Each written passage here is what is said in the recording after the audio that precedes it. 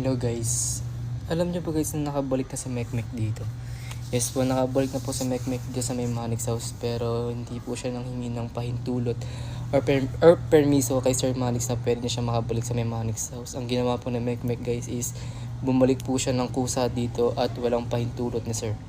Kaya kung makikita niyo po sa may bulletin ni Sir Manix, yung sinabi niya kay Mekmek na bumalik daw po si Mekmek nang walang sabi-sabi kay Sir Manix. Kaya nakaisip po si Sir Manix na imbis na palayasin siya is paparusahan na lang guys. Kung sa mga hindi pa nakakita dyan, tignan nyo na lang po sa may bulletin ni Sir Manix.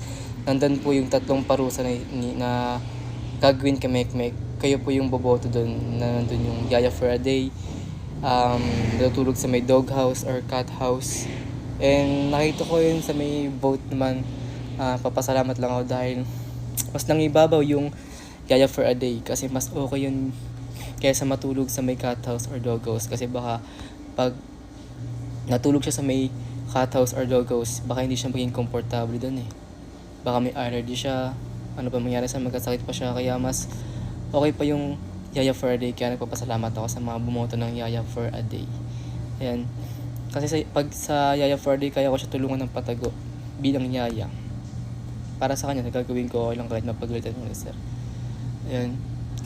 Malalaman nyo yun guys kung may mga kaganapan sa may Yaya for a Day ni Mekmek sa YT ni Sir Manix. Kaya, ayun lang. In-update ko lang po kayo.